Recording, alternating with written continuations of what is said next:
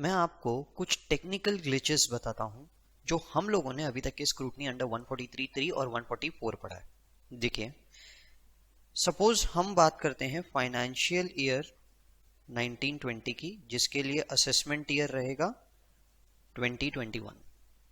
आप 143.3 का जो नोटिस है वो कब तक के सर्व कर सकते हैं? 143.2 का जो नोटिस है वो आप कब तक के सर्व कर सकते हैं? 30th सितंबर 2021। ठीक है, 30th सितंबर 2021। अब हुआ क्या? सपोज आपने रिटर्न फाइल किया और हमें लगता है कि नहीं यार, इस रिटर्न में कुछ हमें बुक्स वगैरह चेक करने की जरूरत है, कुछ पार्ट्स हम लोगों को चेक करने की जरूरत है। तो 142.1.2 में आपसे बुक्स कॉल की गई कि हमें चेक करना है बुक्स। इसके अंदर कोई असेसमेंट नहीं हो सकता, इसमें से बुक्स कॉल की गई है। ठीक है, अब सपोज कीजिए कि इसके बाद दो बातें होगी। या तो ये आपको मतलब चेक कंप्लीट जो हो रहा है, जो चेक कंप्लीट हो रहा है वो आफ्टर 30th सितंबर 2021 हो रहा है, या फिर जो चेक कंप्लीट हो रहा है वो बिफोर 30th सितंबर 2021 हो रहा है। दो तरह की चीजें हैं। ठीक है, अब अगर बिफोर हो रहा है और अगर आप असेसमेंट कराना चाहते हैं, यानी स्क्रूटनी कराना चाहते हैं, आपको लगता है किसी तरह की गड़बड़ है, तो हम 143.2 का नोटिस इशू कर देंगे, इसमें तो कोई दिक्कत नहीं है। बट यहां अगर गड़बड़ हुई, यहां पे अगर गड़बड़ हुई तो आप 143.2 का नोटिस नहीं दे सकते, आप 144 नहीं कर सकते। देखो, 144 तभी हो सकता है जब 142 में कुछ गड़बड़ हुई है, या फिर डायरेक्टली आप सामने वाले ने रिटर्न फाइल ही नहीं किया था, due date, belated return, revise return, कुछ भी फाइल नहीं किया था, या फिर 142 में गड़बड़ हुई है। यहां 142 में गड़बड़ नहीं हुई, सामने वाले ने बुक्स दे दिया, आपने मंगाया तो अब डेट भी निकल गई। ये दो जगहों में आपको पता भी चल जाए इंफॉर्मेशन, तो भी अब आप असेसमेंट नहीं कर सकते। अगर आपने 142.2 का रिप्लाई नहीं दिया, तब तो बहुत सिंपल कहानी है, हम 144 में आपका बेस्ट जजमेंट असेसमेंट कर लेंगे। ठीक है, आपने रिटर्न फाइल ही नहीं किया, ऑप्शन 1, हम आपका बेस्ट जजमेंट असेसमेंट कर लेंगे 144 में। ठीक है, ऑप्शन 2 में दिक्कत है, हमने आपको 142.1.1 में रिटर्न फाइल करने बोला। 142.1.1 में हमने आपको बोला कि काइंडली फाइल द रिटर्न। ठीक है, आपने इसे कंप्लाई किया, आपने इसे कंप्लाई नहीं किया। आपने अगर कंप्लाई नहीं किया, बेस्ट जजमेंट असेसमेंट 144, दिक्कत नहीं है। पर सपोज आपने कंप्लाई कर लिया, अब ये कंप्लायंस अगर बिफोर 30th सितंबर 2021 हुआ है, 30th सितंबर 2021, तो मे बी अगर हमें असेसमेंट करना है 143.2 के अंदर में असेसमेंट कर सकते हैं। बट सपोज कीजिए कि आफ्टर 30th सितंबर 2021 हुआ है, आफ्टर 30th सितंबर 2021 हुआ है, 123.2 नॉट एप्लीकेबल, 144 भी नॉट एप्लीकेबल है, क्योंकि 142 का को फॉलो किया है, आपने रिटर्न फाइल कर दिया, 142 का कंप्लायंस हुआ है, बेस्ट जजमेंट असेसमेंट होगा ही नहीं आपका। अब ये मैंने आपको सिर्फ दो केसेस बताए। असेसिंग ऑफिसर्स केयरफुल रहते हैं, वो मोस्टली 142.1.2 के लफड़े में नहीं पड़ते, वो डायरेक्टली 143.2 पे ही जाते हैं। ठीक है, और अगर आपकी तरफ से बिलेटेड रिटर्न है तो आपको रिटर्न फाइल करने के लिए बहुत रेयर केस में बोला जाता है, मैक्सिमम तो यही होता है एक्चुअली, पास रिटर्न्स के बेसिस पे वो लोग सबको भेज देते हैं नोटिस। बहुत कम केसेस में बेस्ट जजमेंट असेसमेंट होता है। बट ये जो हम लोग ऑप्शन 2 बोल रहे हैं ना, ऑप्शन 2, ये गड़बड़ सबसे ज्यादा रहती है। असेसिंग ऑफिसर्स बहुत केयरफुल रहते हैं, आपने रिटर्न फाइल नहीं किया, ये लोग आपका पूरा असेसमेंट करते हैं, बैंक डिटेल्स वगैरह सब कॉल करते हैं, देखते हैं कि सही में इनको रिटर्न फाइल करने की जरूरत है या नहीं है। 142.1.1 के अंदर में आपको बोला गया रिटर्न फाइल करो, फिर भी आपने रिटर्न फाइल नहीं किया, तो बेस्ट जजमेंट असेसमेंट उनको करना पड़ता है फिर। और सपोज आपने कर दिया, फिर भी कुछ इनकम हिडन है, फिर भी कुछ इनकम हिडन है। अब हो सकता है ना 14211 उन्होंने मांगा, आपने रिटर्न फाइल कर दिया, उन्होंने उनके ध्यान से उतर गया, बाद में पता चला अरे यार गड़बड़ हो गई, यहाँ तो गड़बड़ है, इन्होंने इनकम को हाइड करने की कोशिश की है। यानी आपने रिटर्न भी जानबूझ के कम अमाउंट का ही फाइल किया, बोला हमारी नहीं, हमारी इनकम बेसिक एग्जम्पशन लिमिट के नीचे है। उन्होंने आपको नोटिस क्यों भेजा? लास्ट ईयर आपने रिटर्न फाइल किया होगा, तो इस बार उन्होंने नोटिस भेज दिया कि क्यों आपका आपने इस साल भी रिटर्न फाइल करना चाहिए, आपने कर दिया बेसिक एग्जम्पशन लिमिट के नीचे, पर एक्चुअली आपकी इनकम ज्यादा है। तो आप ये समझिए कि जहां जहां पे गड़बड़ हो रही है, ये नॉन एप्लीकेबल वाला पहला स्टेज, ये नॉन एप्लीकेबल वाला दूसरा स्टेज, यहां पे आपने बहुत कॉशियसली काम किया है। सामने वाले ने अगर गड़बड़ की है, इनकम एस्केप हुई है असेसमेंट, तो बहुत कॉशियसली काम किया गया है। असेसी ने देखा लास्ट ईयर आपने रिटर्न फाइल किया था, इस बार आपको बोला रिटर्न क्यों नहीं फाइल किया आपने, कीजिए रिटर्न फाइल, 14211 भेज दिया, आपने रिटर्न फाइल कर दिया बिलो बेसिक एग्जम्पशन लिमिट, बोला इनकम नहीं थी इसलिए नहीं किया रिटर्न फाइल, उसने ध्यान से छूट गया। अब क्या हुआ है, अब एक डिपार्टमेंट बनाया गया है, अब एक डिपार्टमेंट बनाया गया है सेक्शन 133 के अंदर में हम लोग देखेंगे क्या होता है कि बोगस परचेसेस, बोगस सेल्स, ये सब चीजें दिखाई जाती है। तो होता क्या है कि आपने जो रिटर्न फाइल किया है ये हम भेज देंगे सेक्शन 133 के अंदर में जो ऑफिसर्स बैठे हैं उनको, एक डिपार्टमेंट बनाया गया है जो पूरे, जिसकी वैलिडिटी सेक्शन 133 के अंदर में खड़ी की गई है। मैं आपको पहले वो डिपार्टमेंट का रोल समझाता हूं और फिर ये क्यों बनाया गया मैं वो समझाता हूं। रिटर्न आपने फाइल किया, असेसिंग ऑफिसर ने उठा के 133 वाले डिपार्टमेंट को भेज दिया। अब सेक्शन 133 क्यों लाया गया वो मैं आपको बाद में बताऊंगा। वो डिपार्टमेंट के अंदर में बैठे हुए लोग देखेंगे कि आपने इतना सेल दिखाया, आपने इतना परचेसेस दिखाया, आपको बोलेंगे आपने जिनसे सेल दिखाया है, यानी आपकी जो भी बैलेंस शीट, पीएनएल, जो भी चीजें हैं, वो सारी की सारी चीजें वो लोग क्रॉस वेरीफाई करेंगे, cross verify from the third party. Sale किया तो किसको किया, उसको नोटिस भेजेंगे, क्या ये सेल जेन्युइन है, परचेस किया तो किससे किया, उसको पूछेंगे क्या ये परचेस जेन्युइन है। हो सकता है वो पार्टीज ही उनको ना मिले, हो सकता है सामने वाला बोलते अरे ये तो कैपिटल एसेट परचेस था। यानी वो लोग इन्फॉर्मेशन क्रॉस चेक कर रहे हैं कि सही है या नहीं है। 90% सही होगी, कोई दिक्कत नहीं है, पर 10% केसेस ऐसे होंगे जहां उनको पता चलेगा ये परचेसेस, ये सेल्स, ये सब कुछ बोगस है, या बोगस कंपनीज के थ्रू रूट किया गया है, या आपकी सिस्टर कंसर्न से आपने पूरा का पूरा रूट किया है, गलत फेयर वैल्यू पे दिखाया है, बहुत सारे लफड़े हैं इनमें। अब होगा क्या, ये बंदा जिसने पूरा क्रॉस चेक किया डिपार्टमेंट के बिहाफ में, असेसिंग ऑफिसर को भेजता है और असेसिंग ऑफिसर को बोलता है कि सर इसमें गड़बड़ है, इसमें बोगस है। सामने वाले को ये पूरा एक्टिविटी कैरी आउट करने को टाइम लगा। आप समझिए, आपने रिटर्न फाइल नहीं किया इस असेसमेंट ईयर में, हमने आपको नोटिस भेजा लेट से अप्रैल 2021 में कि आप रिटर्न फाइल कीजिए, 30 दिन का टाइम दिया आपको, आपने वो 30 दिन के अंदर अंदर रिटर्न फाइल कर दिया, मई हो गया, जून में असेसिंग ऑफिसर ने ये इंफॉर्मेशन उस डिपार्टमेंट को भेजी, बोला चेक कीजिए कि इसके अंदर के परचेस सेल्स वगैरह सब जेन्युइन है या बोगस है या जो भी है। डिपार्टमेंट ने पूरा क्रॉस वेरीफाई करके 3-4 महीने लगाए। आप समझिए सितंबर निकल गया, सितंबर निकल गया और असेसिंग ऑफिसर के पास इंफॉर्मेशन आई कि ये तो बोगस है। Income should not escape assessment. मुद्दा ये है कि अगर टैक्स की चोरी हुई है तो एस्केप तो नहीं होना चाहिए। आप ये दो सेक्शंस के भी अलावा असेसिंग ऑफिसर्स को थोड़ी और मेहनत चाहिए। अब मैं बताता हूं वो डिपार्टमेंट क्यों बनाया गया। वो डिपार्टमेंट बनाने का रीजन ये है कि भाई आप एक असेसिंग ऑफिसर को बोलते हो कि रिटर्न्स जो फाइल हो रहे हैं वो आप चेक कीजिए बराबर है या नहीं है, उन रिटर्न्स के अंदर जो भी इंफॉर्मेशन प्रोवाइड की गई है वो आप चेक कीजिए, बोगस तो नहीं है, सारी की सारी इंफॉर्मेशन सही है या नहीं है, सब असेसमेंट वगैरह सब कुछ आप ही कीजिए। अब एक बंदा इतने सारे लोगों के परचेसेस भी चेक करेगा, सेल भी चेक करेगा, वो थर्ड पार्टी वेरिफिकेशन बुला रहा है, वो उनको भी चेक करेगा, सब कुछ कैसे कर पाएगा एक ही बंदा। तो इसीलिए एक अब इस डिपार्टमेंट को ही पूरा का पूरा अलग कर दिया गया है कि भाई असेसिंग ऑफिसर उनको बोल देगा कि आप पूरा का पूरा चेक कीजिए कि ये सारे के सारे बिल, परचेसेस वगैरह सब कुछ जेन्युइन है या फेक है।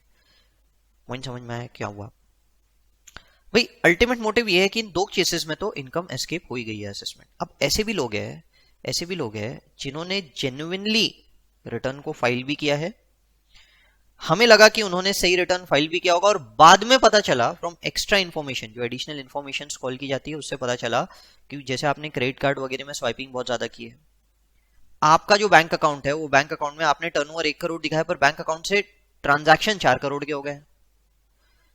ऐसी कई सारी इंफॉर्मेशन उनके पास आई। ये सारी इंफॉर्मेशन कलेक्ट करने के बाद उनको पता चलता है नहीं यार कुछ तो इनकम है जो एस्केप हुई है assessment, they have reasonable assurance, fake news नहीं, उनके पास प्रूफ्स है, कुछ ऐसे प्रूफ्स जो उनको एक अच्छा खासा अश्योरिटी देते हैं, एक रीजनेबल अश्योरिटी देते हैं कि आपकी कोई तो इनकम एस्केप हो गई है असेसमेंट। मैंने आपको ये 2 केसेस बताया, मैं इसके अलावा आपको और बोल रहा हूं कि उनके पास बाद में कुछ एक्स्ट्रा इन्फॉर्मेशन आती है जिससे उनको पता चलता है कि भाई इनकम एस्केप हो गई है असेसमेंट रिटर्न फाइल करने के बाद भी। कुछ तो ऐसे लोग हैं जिन्होंने रिटर्न फाइल भी नहीं किया। अरे आप ये रास्ते के ऊपर जाते हो, पोहे वाले, बराबर है, सैंडविचेस वाले ठेले के ऊपर जो ये लोग सारी की सारी चीजें बेचते हैं, कभी आपने कोई बहुत फेमस ऐसा पोहे वाला वगैरह को देखा होगा? भयानक भीड़ है रोज के, उसके बाद 200 से 250 कस्टमर्स आते हैं। एक कस्टमर से अगर वो 5 रुपए भी कमाता है, एक कस्टमर से अगर वो 5 रुपए भी कमाता है, और रोज के मैं 200 कस्टमर्स भी पकड़ रहा हूँ, 200 इंटू 5, 1000 रुपए इंटू 365 दिन, 3,65,000 रुपए income escaped assessment. Basic exemption limit के ऊपर इसकी इनकम है, और वो बंदा क्या रिटर्न फाइल करता होगा? करता ही नहीं होगा। अब इस बंदे को हमें असेसमेंट ईयर प्लस वो 6 महीने का पीरियड, इतने पीरियड के अंदर अंदर पकड़ना है यार। कैसे पकड़ेंगे? पूरा पैसा कैश में आ रहा है। मतलब मैं आपको सिर्फ एक रफ आइडिया दे रहा हूं। एक असेसिंग ऑफिसर क्या वहां जाके उस बंदे को कैसे पकड़ेगा जो पूरा का पूरा काम कैश में कर रहा है? अब इसके लिए डिपार्टमेंट क्या करती है, वहां पे लोगों को भेजती है, एक पूरा दिन वो लोग आसपास रहते हैं, कचरे के डब्बे से निकलने वाला कचरा पूरा काउंट करते हैं, उससे वो एक एस्टिमेट लगाते हैं कि भाई इतनी प्लेट्स बिकी है, इतनी प्लेट्स के हिसाब से वो लोग पूरा सेल वगैरह कैलकुलेट करते हैं। तो बहुत सारी चीजें रहती है। आजकल आप देखते होंगे, इसलिए पोहे वाले सब आपको पेपर प्लेट में नहीं देते हैं, टिन की प्लेट के अंदर, स्टील की प्लेट के अंदर ही पूरा का पूरा सब सर्व करते हैं। मैं आपको एक मुद्दा समझा रहा हूं। मुद्दा क्या है कि इनकम एस्केप हो गई है असेसमेंट, और आप जितना पीरियड दे रहे हो ना असेसिंग ऑफिसर को, उतने से पीरियड में इतने सारे चोरों को पकड़ना आसान नहीं है, क्योंकि हमारे देश की आबादी बहुत ज्यादा है। ठीक है, तो आखिर इन सब को पकड़े कैसे? पर अगर आपके पास जेन्युइन प्रूफ है, तो जेन्युइन प्रूफ के साथ आप लोगों को कैसे पकड़े, वैसी वाली कहानी है। इसलिए अब एक नया सेक्शन लाया गया, असेसमेंट एंड रीअसेसमेंट का। असेसमेंट एंड रीअसेसमेंट सेक्शन 147 से लेके 149। फिलहाल इसकी टाइम लिमिट की बात मत कीजिए, इसके टाइम लिमिट वगैरह को सब साइड में रखिए। फिलहाल बस ये समझिए कि इनकम अगर एस्केप हुई है तो कैसे पकड़ा जाएगा, कैसे पकड़ा जाएगा, प्रोसीजर पकड़िए। 147 में आपका असेसमेंट होगा, 148 में नोटिस दिया जाएगा। 147 में आपका असेसमेंट होगा, 148 में आपको नोटिस दिया जाएगा, और 149 आपसे टाइम लिमिट की बात करेगा। तो टाइम लिमिट हमको बाद में देखना है, हमसे 147 148 समझने की कोशिश करते हैं, कब 147 दिया जा सकता है और 148 में आप क्या मांगोगे। ठीक है, अब इनकम एस्केप हुई है असेसमेंट, इनकम एस्केप हुई है असेसमेंट, इसका गलत फायदा नहीं उठना चाहिए। गलत फायदा कैसे? हमने असेसिंग ऑफिसर को पावर दे दिया। अभी देखो 143(2) का नोटिस कास्ट के थ्रू जा रहा है। 142(2) में आपने बेस्ट जजमेंट असेसमेंट वगैरह सब दिया है, पर best judgement it should be a standing order, उसमें जबरदस्ती नहीं हो सकती, स्टैंडिंग ऑर्डर होना चाहिए। वहां पे भी अगर असेसिंग ऑफिसर कुछ गड़बड़ करता है तो आप ज्वाइंट कमिश्नर के पास जा सकते हैं, बराबर। ये सारी की सारी कुछ बेसिक बातें हैं जो मैंने आपको ऑलरेडी बता दी। Now the point is, assessing officer के हाथ में, अच्छा 142(1) का नोटिस देते समय, 142(1) का भी नोटिस देते समय उसे जेसी को पूछना पड़ता है, तब जाके भेजेगा। यानी अब तक के अनड्यू हार्डशिप नहीं हो रही है। 143(3) में अनड्यू हार्डशिप का कोशिश था कि असेसिंग ऑफिसर आपसे ब्राइब की मांग करे, तो वहां पे जॉइंट कमिश्नर को पावर दे दिया गया कि आप जेसी के पास चले जाइए। 147 में क्या होगा? 147 में असेसिंग ऑफिसर आपको बुलाएगा, बोलेगा मेरे पास रीजन टू बिलीव है कि आपकी इनकम एस्केप हुई है असेसमेंट। सुमित सारडा को बुलाया। सुमित सारडा बोलता है सर मैं तो पूरा का पूरा काम ही जेन्युइन करता हूँ, सारे के सारे ट्रांजैक्शन मेरे जेन्युइन है, मैंने पूरे के पूरे रिटर्न्स फाइल किए हैं, सब कुछ करके रखा है। वो बोलता है नहीं मेरे पास है रीजन टू बिलीव। बताओ रीजन टू बिलीव। बोले नहीं बताऊंगा, पहले तो नोटिस इशू करूंगा। इसमें एक फॉर्मेलिटी ध्यान रखिए, कोई भी रीजन टू बिलीव पहले नहीं बताएगा। क्यों पहले नहीं बताएगा? अगर बता दिया तो चोर से उतनी सी चोरी डिस्क्लोज करेगा, सारी चोरियां डिस्क्लोज नहीं करेगा। एक चोर को पकड़ा, बोला तूने चोरी की है, बता पूरा माल निकाल। अब वो पहले पूछेगा सर कौन सी वाली चोरी पकड़ा आपने, पहले ये तो बताओ। वो थोड़ी बताएगा पुलिस वाला, क्योंकि उससे सारी चोरियां उगलवाना है ना, वैसी वाली कहानी है। अब सुमित सारडा बोलता नहीं मेरा काम तो पूरा का पूरा जेन्युइन है सर। वो बोलता है ठीक है, या तो आप मुझे इतने पैसे दे दो मैं छोड़ देता हूं आपको, नहीं तो मैं नोटिस इशू कर दूंगा, फिर लड़ते रहना। ये मेरे ऊपर अनड्यू हार्डशिप है, मेरे ऊपर अनड्यू हार्डशिप नहीं होना चाहिए। तो सेक्शन 147 के अंदर रीजन टू बिलीव के ऊपर बहुत स्ट्रॉन्ग पॉइंट्स डाले गए। इसके ऊपर बहुत सारे कोर्ट केसेस भी अब हो चुके हैं, तो बहुत रेयरली असिस्टिंग ऑफिसर आपको इस पॉइंट को लेकर हैरेस करेगा। और एक बात ध्यान रखिए, यहां पे जो भी कुछ हो रहा है 147 148 ये under direct surveillance of ministry of finance है। ठीक है, तो असेसिंग ऑफिसर यहाँ पे ब्राइबिंग वगैरह के लफड़े बहुत लो लेवल के ऊपर करेगा, बहुत ज्यादा अपर लेवल के ऊपर नहीं करेगा। तो अब उसे पहले जब भी उसे ऐसा लगता है कि कुछ गड़बड़ हुई है और जेन्युइनली हुई है, वो एक शीट में, आपका जो शीट रहता है ना जिसके अंदर में आपकी पूरी प्रोसीडिंग्स लिखी जाती है, वहां पे रीजन टू बिलीव रिकॉर्ड करेगा पहले। पहले रीजन टू बिलीव राइटिंग में रिकॉर्ड करेगा, साइन करेगा, डेट लिखेगा, सब कुछ लिखेगा उसके ऊपर। उसके बाद आपको 148 का नोटिस इशू करेगा।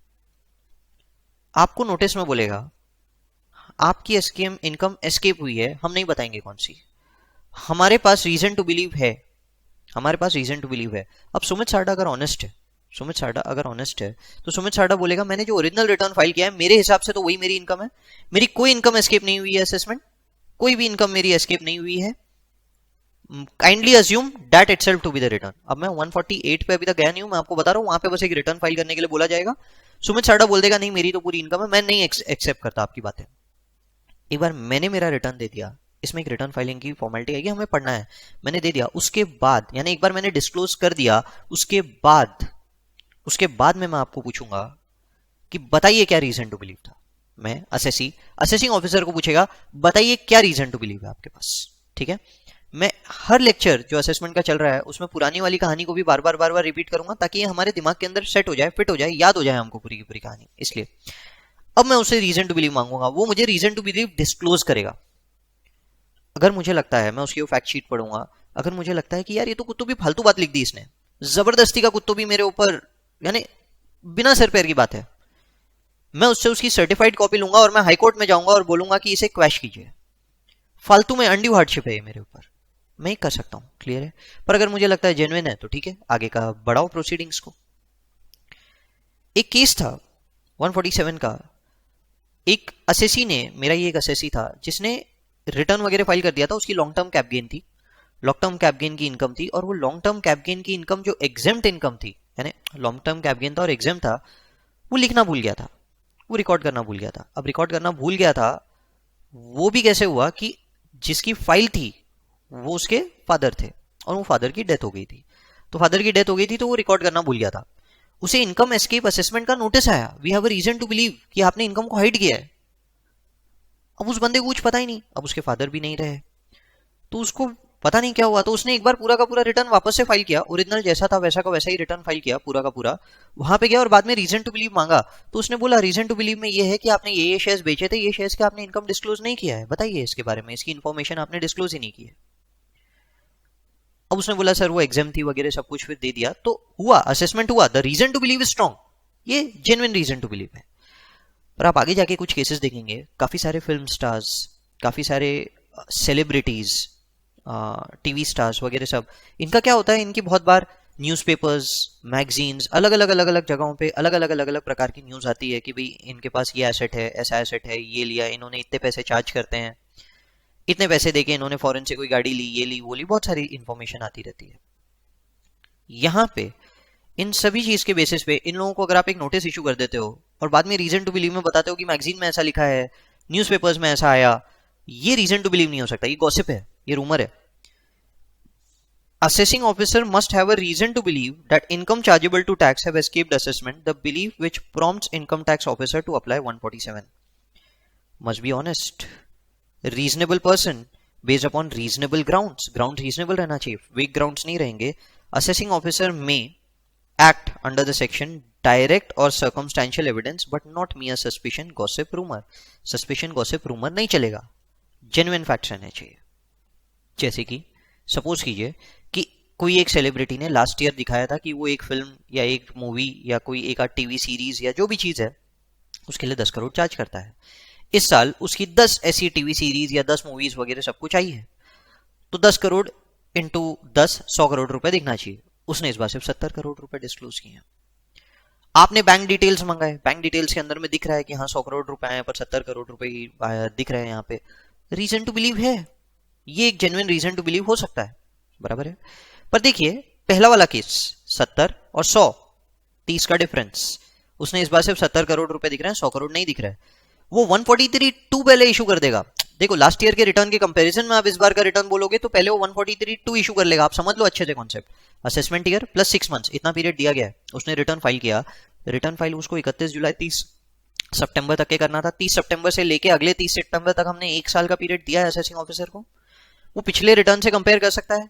अगर उसे कुछ भी गड़बड़ लगता है तो भैया 143(2) का नोटिस दे, उसके अंदर में पूरा का पूरा इसको स्टडी कर। पर इसके बेसिस पे without any bank detail, without anything, आप समझिए मैं आपको सिर्फ एक लिंक कराते जा रहा हूं, आप 147 दे देते हो, वो बोलेगा ये क्या बात हुई ऐसी, भाई मैंने इस बार दिखाया है कि मैंने एक मूवी के लिए 7 करोड़ रुपए चार्ज किए हैं, 10 करोड़ रुपए नहीं चार्ज किए। तो 7 करोड़ 10 सीरीज 70 करोड़ रुपए, मैंने 70 करोड़ रुपए डिस्क्लोज किया। आप मुद्दा समझे, डिफरेंस समझे आप लोग दोनों के बीच में। 147 के लिए आपके पास कुछ additional information with some proof रहना चाहिए। अगर आपके पास कोई प्रूफ नहीं है, कोई रीजन टू बिलीव नहीं है, जबरदस्ती अनड्यू हार्डशिप नहीं की जाएगी। क्लियर है? So that is what is explained over here. अब वैसे ही मैं जब आप लोगों को वो चाय वाला, पोहा, ये सब चीजों के बारे में बोल रहा था, तो उनके ऊपर भी, अब उन लोगों को भी जब ये नोटिस आता है तो ये लोग सीए के थ्रू जाते हैं, ठीक है, ये लोग डायरेक्टली नहीं जाते हैं।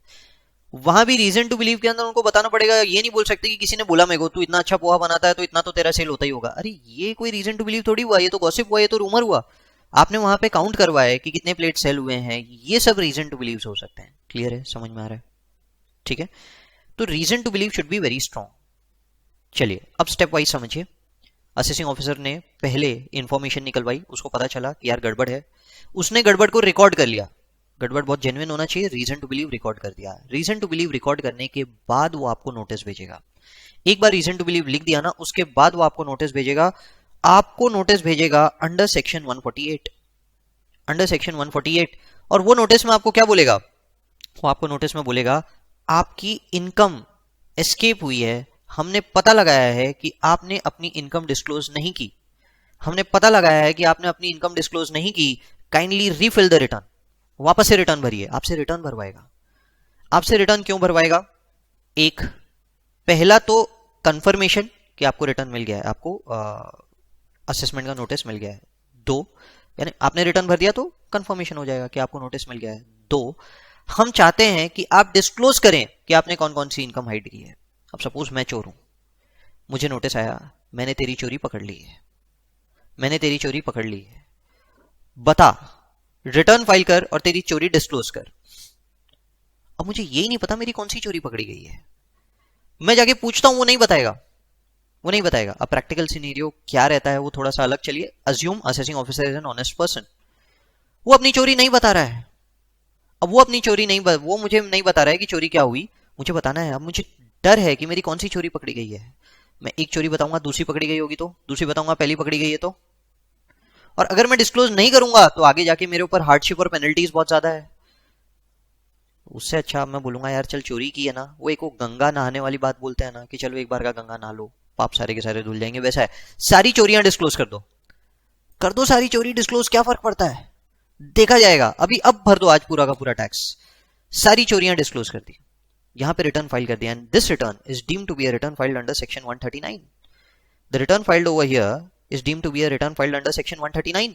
और deemed to be filed under 139 मतलब 234 इंटरेस्ट लगाएंगे, पीसीबी लगाएंगे, 140 सेल्फ असेसमेंट टैक्स भी मांगेंगे आपसे, जो भी एक्स्ट्रा इनकम वगैरह निकल रही है सब सब सब कुछ आपसे मांगा जाएगा। इस पॉइंट पे रिटर्न फाइल करने के पहले दे दीजिए पूरा का पूरा, नहीं दिया रिटर्न फाइल कर दिया, असेसी इन डिफॉल्ट कहलाओगे। ये रिटर्न आने के बाद, ये रिटर्न डालने के बाद सुमित साठ आ जाएगा असेसिंग ऑफिसर के पास और जाके बोलेगा सर बताइए क्या रीजन टू बिलीव था आपके पास। वो रीजन टू बिलीव बताएगा। अब रीजन टू बिलीव अगर जेन्युइन है तो ठीक, अगर फेक है तो मैं जाके कोर्ट में इसको क्वैश करा दूंगा, कैंसिल करा दूंगा। बट एक बहुत बड़ी दिक्कत हो गई, अगर मैंने मेरी चोरी डिस्क्लोज कर दी और सामने वाले का जो रीजन टू बिलीव था वो वेक था, मैंने क्वैश करा दिया, वो वापस मुझे 148 में नोटिस भेज देगा कि तुमने अभी ये जो रिटर्न फाइल किया था इसमें जो जो तुमने इनकम बताई है इसके बेसिस पे this is a strong reason to believe, अब ये तो मैंने ही लिख के दिया है। तो मेरा वहां जाना भी बेवकूफी है। पॉइंट क्लियर है? अब आप बोलोगे सर जाना ही क्यों, बोल देना ओरिजिनल रिटर्न जो फाइल किया वही सही है, बाद में रीजन टू बिलीव ले लेना। अब बाद में रीजन टू बिलीव लूंगा, उसके बाद मेरा पूरा असेसमेंट होगा, पूरा असेसमेंट होने के बाद में मैं टैक्स भरूंगा। आप समझिए वो असेसमेंट के दौरान वो प्रोसीडिंग्स, वो पीरियड, वो सब चीजों के बाद मेरे ऊपर पेनल्टी वगैरह सब कुछ लगेगी। वो सब चीजें हम लोग आगे पढ़ने वाले हैं, तो उससे तो बेटर है मैं पहले ही डिस्क्लोज कर दूं। यहां डिफरेंस है। देखिए आप अगर ये अज्यूम कर रहे हैं कि भाई सामने वाले ने चोरी पकड़ ली है और सिर्फ मैं रिटर्न दे दूंगा और कहानी खत्म हो जाएगी, ऐसा नहीं है। अब मेरी 147 में प्रोसीडिंग शुरू होगी जिसमें वो बोलेगा लाओ सारी बुक्स, लाओ बैंक स्टेटमेंट, लाओ मेरे को सब कुछ चेक करना है। और वो जब चेक करेगा तो आपको क्या लगता है, एक चोरी उसने पकड़ी थी, आपने वो डिस्क्लोज की, बाकी की चोरियां वो पकड़ नहीं लेगा? वो पकड़ लेगा। 148 में नोटिस आना बहुत बड़ी बात है, छोटी मोटी रीजंस के लिए नोटिस नहीं आ रहा है आपको। इनकम एस्केपिंग असेसमेंट है and he has a strong reason to believe. वो 147 में पूरा चेक करेगा, खुदेड़ेगा वो पूरा का पूरा एक एक एक एक इन्फॉर्मेशन आपकी। समझ में आ रहा है? तो 148 में नोटिस आया, 148 के रिप्लाई में मैंने रिटर्न फाइल करके दिया, this return is deemed to be filed under section 139। मैं लिंक करके दे रहा हूं आपको, सेल्फ असेसमेंट 140A भरना पड़ेगा, 234 ABC इंटरेस्ट भी आएगी, सब कुछ आएगा। Before making assessment, reassessment or computation, assessing officer shall serve a notice requiring him to furnish within a period as may be specified in the notice a return.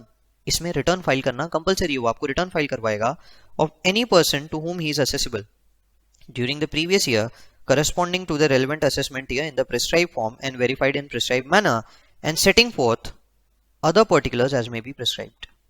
Other particulars as may be prescribed. Assessing officer shall before issuing the notice record his reasons for doing so. Record his reasons for doing so. अब आपने return file किया, अब return file करने के बाद में हमने आपको रीजंस बताए और रीजंस के बाद सेक्शन 147 के अंदर में आपकी हियरिंग शुरू हुई। एक बात समझ लीजिए, 143(2) में मुझे नोटिस आया, 143(2) में मुझे नोटिस आया, 143(3) में मेरा असेसमेंट हुआ। असेसमेंट के दौरान कुछ खर्चे अलाउ हुए, कुछ खर्चे डिसअलाउ हुए। जो डिसअलाउ हुए मैं चला गया CIT appeals. CIT appeals, CIT appeals ने मुझे वो खर्चे अलाउ कर दिए, सीआईटी अपील्स ने मुझे वो खर्चे अलाउ कर दिए। असेसिंग ऑफिसर चला गया आईटैट, डिपार्टमेंट चला गया आईटैट। केस पेंडिंग है, केस पेंडिंग है। आने वाले सालों में ऑब्वियस सी बात है कि मैंने सेम खर्चे वापस किए होंगे। मुझे पता है ये खर्चे वापस मुझे डिपार्टमेंट डिसअलाउ करवाएगा 143(2) देके। इन खर्चों भी, और डिपार्टमेंट ने दे भी दिया होगा 143(2) उसका, क्योंकि डिपार्टमेंट को पता है मैंने आने वाले सालों में भी ये खर्चा लिया होगा। मैंने इन नोटिस को भी उस पेंडिंग वाले से अटैच कर दिया, वो पेंडिंग कोर्ट केसेस से अटैच कर दिया। ध्यान रखिए क्या हो रहा है, कुछ खर्चे हो रहे हैं जो मुझे डिसअलाउ कर दिए गए हैं, डिपार्टमेंट को पता है ये खर्चे डिसअलाउ किए गए हैं, ये खर्चों के लिए मैं कोर्ट में जा चुका हूं, कोर्ट में मेरा केस पेंडिंग है, क्लोज हो गया नहीं बोल रहा हूं, पेंडिंग है। आने वाले सालों में भी असेसिंग ऑफिसर बहुत चालाक है, वो 143(2) मुझे दे देगा, क्योंकि उसे पता है कि आने वाले सालों में भी मैंने ऐसे खर्चों का एक्सपेंस लिया होगा। जैसे कि सपोज करो corporate membership of a club, corporate membership of a club assessing officer ने डिसअलाउ कर दिया। मैं बोलता हूं मेरा कॉर्पोरेट मेंबरशिप है, पर्सनल मेंबरशिप नहीं है, मेरे एम्प्लॉइज वगैरह के लिए, मेरे क्लब के, मेरे बिजनेस के बेनिफिट के लिए है। तो मैं ये खर्चे दिखा रहा हूं, हाई कोर्ट, आईटैट में कोर्ट पेंडिंग है, या हाई कोर्ट में पेंडिंग है, या सुप्रीम कोर्ट में पेंडिंग है, किसी भी लेवल पे पेंडिंग है। आने वाले सालों में भी उसे पता है ये खर्चे आए होंगे, वो वापस मुझे 143(2) भेज देगा और मैं उसे भी अटैच कर दूंगा। He cannot send for these expenses notice under 147. 143(2) की जगह 147 दे दिया, इनकम एस्केपिंग असेसमेंट। अरे भैया, what is the reason to believe, what is the strong ground over here? Case pending है, पहली बात केस पेंडिंग है। दूसरी बात, आपके ऊपर की अथॉरिटी पे केस पेंडिंग है, आपकी ऊपर की अथॉरिटी पे केस पेंडिंग है। This can not be a strong reason to believe. समझ में? मैं आगे आपको ये कहानी वापस से समझाऊंगा, पर समझिए अब क्या होगा। अब आपका असेसमेंट शुरू होगा और असेसमेंट के दौरान वो आपकी सारी बुक्स वगैरह सब कुछ चेक करेगा। हम प्रोसीजर्स नहीं पढ़ रहे हैं, हम सिर्फ ये पढ़ रहे हैं 147 में क्या हो रहा है। Assessing officer has a reason to believe that any income chargeable to tax has escaped assessment में subject to provisions of 148 to 143 assess कर सकता है, रीअसेस कर सकता है। वो असेस कर सकता है, पहली बार असेस कर रहा है, वो रीअसेस कर सकता है।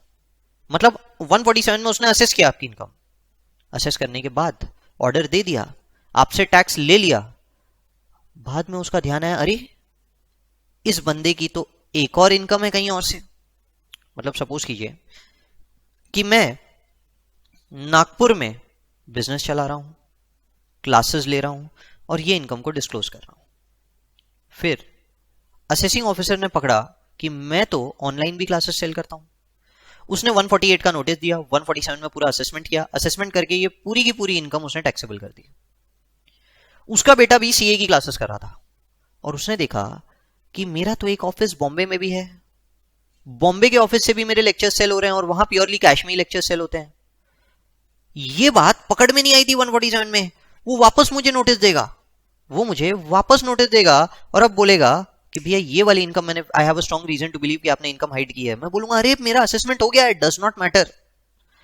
147 में कितने बार भी असेसमेंट हो सकता है, आप समझ रहे हो? 147 में कितने बार भी असेसमेंट हो सकता है।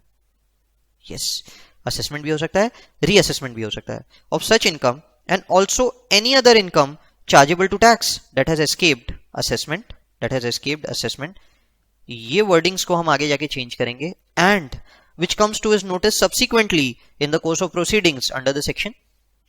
और recompute the loss, आपने ज्यादा लॉस ले लिया है, या डेप्रिसिएशन आपने ज्यादा क्लेम कर लिया है, या कोई और अलाउंस आपने ज्यादा क्लेम कर लिया है, section 10 exemption, section 80 deductions, as the case may be relevant for the assessment year. Assessing officer may reassess the income in respect of the issue which comes to his notice subsequently in the course of proceedings under this section. वो assessment कर रहा है, assessment के दौरान उसने आपकी कोई और इनकम भी पकड़ ली, उसके पास स्ट्रॉन्ग रीजंस टू बिलीव है कि एक इनकम एस्केप हुई है, उसने दूसरी इनकम भी पकड़ ली. सुमित सारडा के बॉम्बे ऑफिस के लिए उसने रीजन भेजा, बाद में पता चला कि सुमित सारडा तो रायपुर में भी क्लासेस ऐसे ही कैश में सेल करता है, दिल्ली में भी कैशलेस क्लास में सेल करता है, ऐसी बहुत सारी सिटीज उसने पकड़ लिया. नाउ इन सब को पकड़ेगा वो, इन सब को निकालेगा वो. समझ में आ रहा है? और इन सब को भी उस या तो असेसमेंट के बाद या असेसमेंट के दौरान वो जो भी चोरी पकड़ता है सब ले लेगा.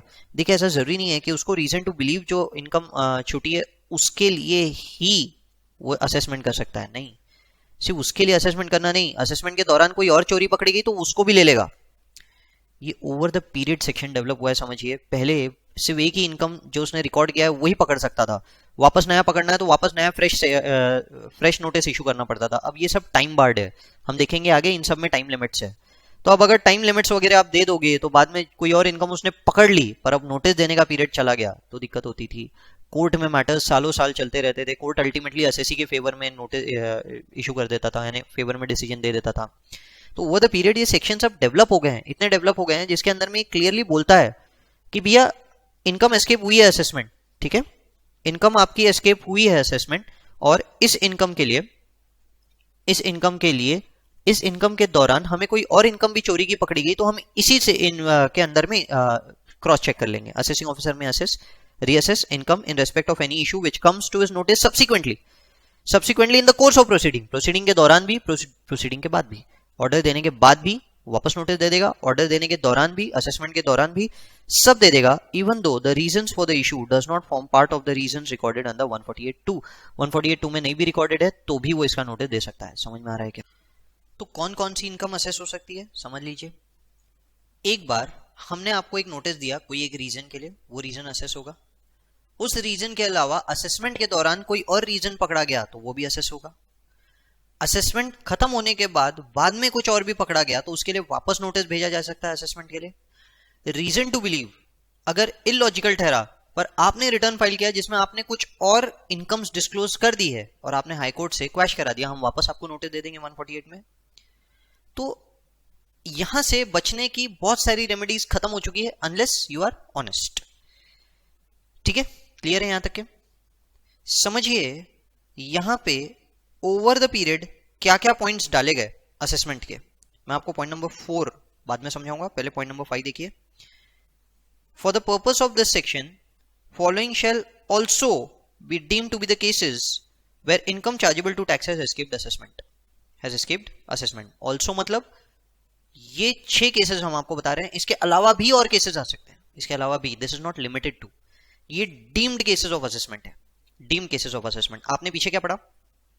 हम असेसमेंट, हमारे पास एक स्ट्रॉन्ग रीजन टू बिलीव है, हम असेसमेंट कर रहे हैं, असेसमेंट करते समय हमें पता चला कि कोई और इनकम भी आपकी उस दौरान असेसमेंट के दौरान पकड़ में आ रही है जो हिट हाइड हो गई, ये भी हम असेस कर देंगे.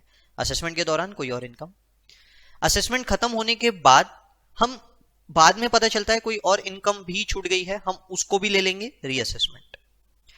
लोगों ने कैसा फायदा उठाया? लोगों ने बोला कि असेसमेंट होने के बाद चोरी पकड़ी गई आप उसको ले सकते हो, असेसमेंट के दौरान कोई और चोरी पकड़ी गई आप उसको ले सकते हो, पर अगर हमने रिटर्न ही फाइल नहीं किया तो हमारा असेसमेंट ही नहीं हुआ तो आप असेसमेंट कर ही नहीं सकते 147 में. असेसमेंट के बाद, अरे असेसमेंट ही नहीं हुआ तो असेसमेंट के बाद की चोरी की बात सवाल ही नहीं उठता 147 में आने का. ठीक है, आप लैंग्वेज समझिए, लैंग्वेज किस तरह की है. असेसमेंट के बाद, असेसमेंट हो रहा है, असेसमेंट के बाद मैंने रिटर्न ही फाइल नहीं किया तो मेरा असेसमेंट ही नहीं हुआ, मेरा असेसमेंट ही नहीं हुआ तो असेसमेंट के आपने चोरी पकड़ी तो ये तो पहली बार की चोरी है, असेसमेंट के बाद की चोरी थोड़ी है. लीगल लैंग्वेज को उन्होंने पकड़ा, लीगल लैंग्वेज के दौरान उन्होंने बोल दिया कि नहीं ये सारी की सारी इनकम आप पकड़ ही नहीं सकते, ले ही नहीं सकते. तो इन्होंने इसीलिए यहां पे एडिशनल पॉइंट्स डाले. पहला पॉइंट डाला कि आपको रिटर्न फाइल करना चाहिए था, आपकी इनकम बेसिक एग्जेम्पशन लिमिट के ऊपर है, maximum amount which is not chargeable to tax basic exemption limit के ऊपर आपकी इनकम है, आपने रिटर्न फाइल नहीं किया, हम सेक्शन 147 में आपका असेसमेंट कर सकते हैं, हम सेक्शन 147 में आपका असेसमेंट कर सकते हैं। आपने रिटर्न फाइल किया पर आपके रिटर्न का कभी कोई असेसमेंट हुआ ही नहीं, ना 143(2) में हुआ, ना इनफैक्ट जो बेसिक 143(1) हम बोलते हैं वो भी हमने इंटीमेशन नहीं भेजा, डीम्ड एक्नॉलेजमेंट आप लोगों का आ गया पहला वाला, कोई असेसमेंट नहीं हुआ आपका। असेसमेंट के बाद की चोरी, असेसमेंट के दौरान की चोरी, असेसमेंट 147 में नहीं हो सकता। बोले अरे लोग कोर्ट में गए इन सब चीजों को लेके, तो यहां पे वो क्या बोल रहा है कि आपने रिटर्न फाइल किया, आपका असेसमेंट नहीं हुआ, पहली बार हम 147 में असेसमेंट कर सकते हैं। Notice by assessing officer that assessee has understated the income, और may be excessive loss claim किया आपने, या डिडक्शन ज्यादा क्लेम किया है, या अलाउंसेस ज्यादा लिया है, हम आपको पकड़ लेंगे। Where assessee is required to furnish a report under international transaction, transfer pricing की रिपोर्ट आपको देना था सीए की। अब असेसिंग ऑफिसर इंटरनेशनली आप जो चोरियां कर रहे हैं, इंटरनेशनली आप जो इनकम कमा रहे हैं और नहीं बता रहे, ये कैसे पकड़ेगा? इसके लिए तो उसको टाइम देना पड़ेगा आपको। इसीलिए जो रिपोर्ट में दिया वो ठीक, जो रिपोर्ट में नहीं दिया या रिपोर्ट दिया ही नहीं, fail to furnish the report, और बाद में हमको पता चलता है कि आपने इंटरनेशनली ऐसे ऐसे ट्रांजैक्शंस किए हैं, जब हम लोगों ने ट्रीटी साइन की उन सब लोगों के साथ तो हमको पता चला कि आपने ऐसे ऐसे ट्रांजैक्शन किए और आपने वो इनकम डिस्क्लोज नहीं की, हम उसके ऊपर भी आप पे टैक्स लगा देंगे। पॉइंट समझ में आ रहा है? Where assessment is made, assessment हो चुका था और आपने अपनी इनकम अंडर असेस की थी, सारी इनकम डिस्क्लोज नहीं की, आपने अपनी income lower rate of tax पे असेस की थी, ये वाला पॉइंट बहुत अच्छे से समझ लीजिए, ये वाला पॉइंट के ऊपर मैं वापस आऊंगा। आपने अपनी इनकम पे एक्सेस रिलीफ क्लेम कर लिया, आपने एक्स्ट्रा डेप्रिसिएशन क्लेम कर लिया, आपने एक्स्ट्रा लॉस क्लेम कर लिया, ये सारे केसेस पे हम आपके ऊपर टैक्स लगा देंगे, ठीक है। अब मैं आपको बोल रहा हूं कि ये लोअर रेट वाली कहानी क्या है। सपोज कीजिए सुमित सारडा ने एक इनकम डिस्क्लोज की under the head let's say long term cap gain. Long term cap gain के अंदर में उसने बोला कि ये जो इनकम है ये सिर्फ 10% पे टैक्स होनी चाहिए, लेट्स से, या फिर उसने बोल दिया नहीं ये इनकम एग्जेम्प्ट है, इनकम डिस्क्लोज किया और बोल दिया कि इनकम एग्जेम्प्ट है, नॉन टैक्सेबल इनकम है, इसके ऊपर एसटीटी वगैरह सब कुछ पेड है, लेट्स अज्यूम। असेसिंग ऑफिसर ने देखा 147 का नोटिस दिया, 147 में मैंने उसको बोला अरे सर ये इनकम तो अपनी एग्जेम्प्ट है, उसने देखा बोला हाँ ठीक है, उसने ज्यादा कुछ क्रॉस वेरीफाई नहीं किया, कुछ नहीं किया, उसने 147 में मेरी बाकी की इनकम सब कुछ असेस कर दी। बाद में पूरा ऑर्डर हो गया, ऑर्डर के बाद में उसने चेक किया और उसको पता चला यार ये इनकम पे तो 20% से टैक्स लगना था, उसके ध्यान से छूट गया। अब आप बोलोगे गलती असेसिंग ऑफिसर की है, सेक्शन 147 में मैटर ही नहीं करता कि गलती किसकी है, इट डज नॉट मैटर कि इनकम एस्केप हुई है असेसमेंट किसकी गलती से, ठीक है।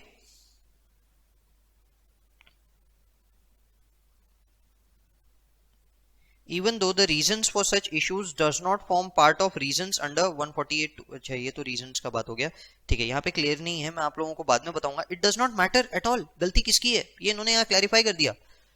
वो वापस आपको नोटिस दे देगा 147 में और अब असेस कर देगा उस इनकम को 20% टैक्स पे। तो सुमित सारडा को लगा वो बच गया, नहीं बचा, बाद में पकड़ा गया, समझ में आया।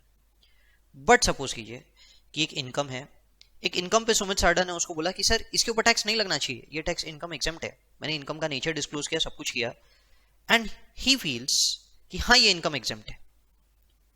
लेटर ऑर्डर दे दिया, सब दे दिया, later while discussing with some other person, ठीक है। अब आप देखिए एक बात ध्यान रखिए, जो भी हो रहा है ना सब कुछ रिकॉर्ड हो रहा है, वहां पे जो भी बातें हो रही है ना वो सब कुछ रिकॉर्ड हो रही है, फाइल्स में पूरा का पूरा लिखा जा रहा है कि ये इनकम का ये नेचर है, इसीलिए असेसिंग ऑफिसर को भी ये लगता है कि ये इनकम एग्जेम्प्ट है, ठीक है। पहली बार क्या हुआ, ये इनकम डिस्क्लोज की थी पर इसके ऊपर किसी तरह की कोई रिकॉर्डिंग नहीं हुई, क्यों नहीं हुई, क्योंकि उसने उसको असेस ही नहीं किया, चेक नहीं किया। दूसरी बार उसने उसको चेक किया और उसको भी लगा कि हाँ इसके ऊपर जो टैक्स है वो एग्जेम्प्ट रहना चाहिए। बाद में while talking to some other assessing officer या जेसी प्रिंसिपल कमिश्नर, किसी से भी डिस्कस करते समय उसको पता चला यार ये इनकम तो टैक्सेबल इनकम होनी चाहिए थी, 20% टैक्स लगना था। So there is a change in reason to believe, there is a change in opinion. Change in opinion पे आप 148 का नोटिस नहीं दे सकते, आप 147 पे असेसमेंट नहीं कर सकते मेरा। पहली बार आपका ओपिनियन कुछ और था, दूसरी बार आपका ओपिनियन बदल गया, ओपिनियन बदलने के कारण हम आपको 147 नहीं देने देंगे। यहां पे आपकी वो इनकम एस्केप हुई है, ठीक है, assessed at a lower rate, change in opinion यहां पे नहीं चलेगा। क्लियर है यहां तक के? चलिए, whether return has not been furnished, और यहां पे आया 143(c)(2), हमने बोला assessing officer should have a reason to believe. अब डिपार्टमेंट नया बना दिया गया, वो डिपार्टमेंट ने कुछ डिटेल दी असेसिंग ऑफिसर को और असेसिंग ऑफिसर ने उसके बेसिस पे आपको नोटिस दे दिया। आप बोलोगे असेसिंग ऑफिसर के पास रीजन टू बिलीव कहां है, वो तो दूसरा डिपार्टमेंट है जिसके पास रीजन टू बिलीव है, उसके बेसिस पे आप 147 का नोटिस 148 का नोटिस कैसे दे रहे हो? इसीलिए ये सेक्शन यहाँ पे डाला गया कि on the basis of information और document receive by the prescribed authority under section 133C2, अब वो भी एक इनकम टैक्स अथॉरिटी है, उनके बेसिस पे हमको इन्फॉर्मेशन मिली, आपने रिटर्न फाइल नहीं किया, उनकी तरफ से इन्फॉर्मेशन मिली कि आपकी इनकम बेसिक एग्जेम्पशन लिमिट के ऊपर है, हम आपको 148 का नोटिस देंगे, रिटर्न इज फर्निश्ड। पर उसके बाद हमें कुछ इन्फॉर्मेशन उसी डिपार्टमेंट से मिलती है इनकम टैक्स की कि भाई आपने इनकम अंडर असेस कराई है, आपने ज्यादा डिप्रिसिएशन क्लेम किया, ज्यादा अलाउंस ले लिया आपने, तो हम आपको वापस से नोटिस दे देंगे। क्लियर है यहां तक के? तो यहां पे तो सिर्फ फिलहाल 6 बातें कवर की गई है। आपने रिटर्न ही फाइल नहीं किया, आपने रिटर्न फाइल किया पर आपका असेसमेंट जो हुआ है वो अंडर असेस हो गया है, ट्रांसफर प्राइसिंग की रिपोर्ट आपने बराबर नहीं दी थी, इंटरनेशनल ट्रांजैक्शंस की, आपका असेसमेंट हुआ था पर अंडर असेसमेंट ऑफ इनकम हो गया है, अंडर असेसमेंट के अलावा लोअर रेट के ऊपर इनकम टैक्स हो गई है, आपने ज्यादा रिलीफ क्लेम कर लिया, ज्यादा डेप्रिसिएशन क्लेम कर लिया, ज्यादा एग्जेम्पशन क्लेम कर लिया है, ठीक है, आपने रिटर्न फाइल ही नहीं किया था और हमें दूसरे इनकम टैक्स अथॉरिटी की तरफ से, डिपार्टमेंट की तरफ से इंफॉर्मेशन मिली, इसीलिए हम आपका असेसमेंट कर रहे हैं, या फिर आपका असेसमेंट हो गया, आपने रिटर्न फाइल कर दिया था पर दूसरे डिपार्टमेंट से हमको पता चला है कि इनकम अंडर असेस हो गई है, ज्यादा रिलीफ क्लेम कर लिया, ज्यादा डेप्रिसिएशन क्लेम कर लिया, इन सब केसेस में हम आपका 147 के अंदर में इशू असेसमेंट ओपन कर देंगे।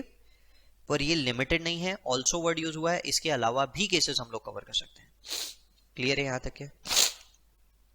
CBDT clarified that reopening of cases is feasible only when assessing officer has reason to believe that income chargeable has escaped assessment and not merely on the basis of any reason of suspect.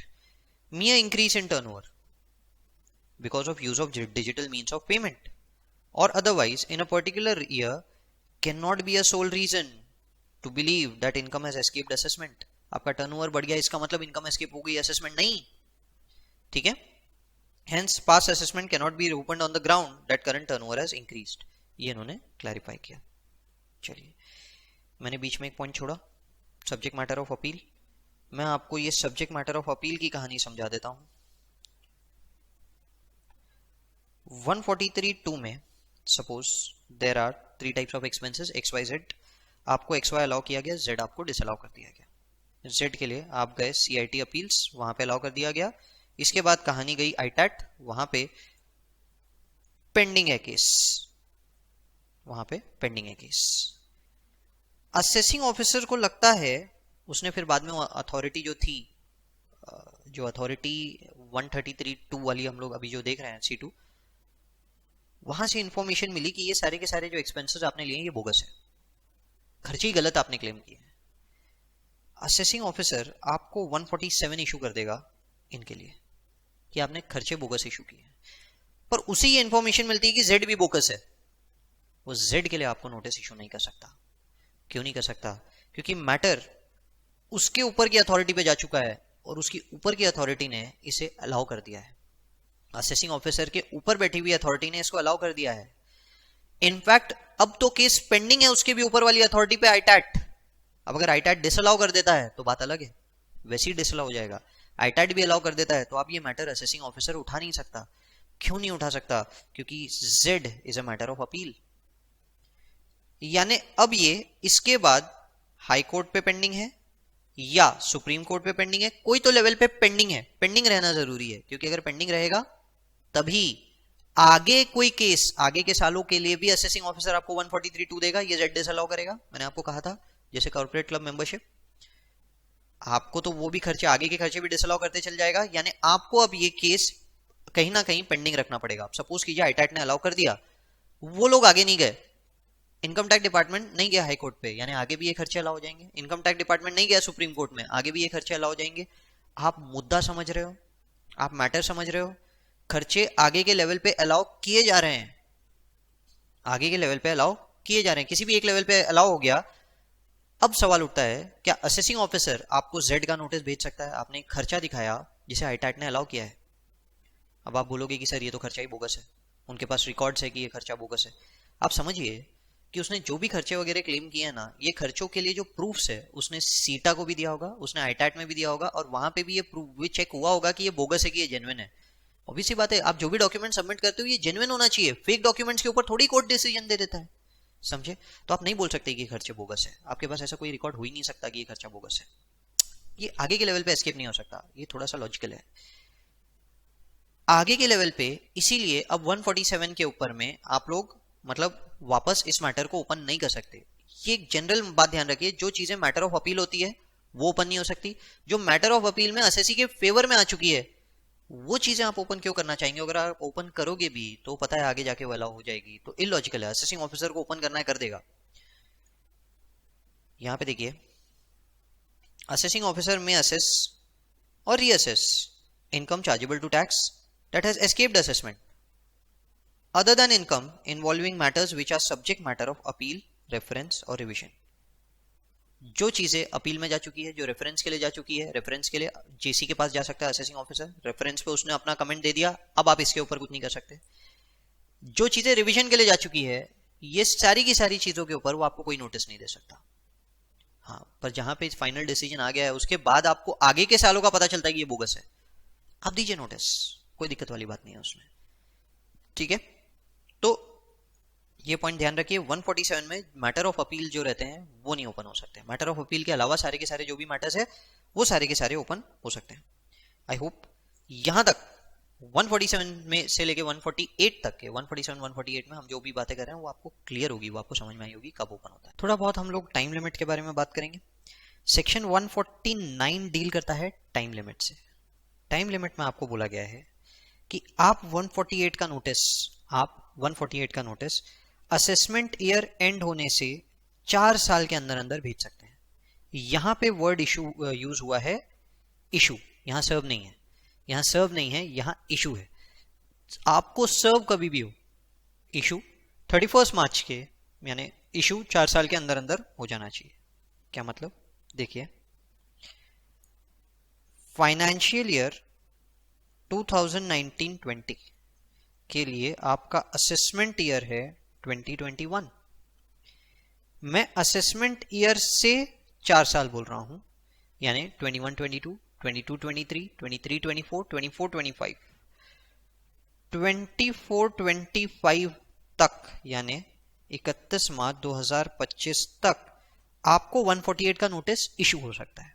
148 का notice issue word use किया मैंने, issue हो सकता है। Clear है यहां तक के? ये वर्ड अच्छे से समझ लीजिए। आप बोलोगे कि सर असेसिंग ऑफिसर बैकडेट का नोटिस दे देगा, मुझे नोटिस अक्टूबर में देगा, पर देगा मैंने तो 31 मार्च को इशू कर दिया था। नाउ द पॉइंट इज, यहां पे आपको प्रूव करना पड़ेगा। यहां पे इशू का मतलब है गिवन एट पोस्ट ऑफिस।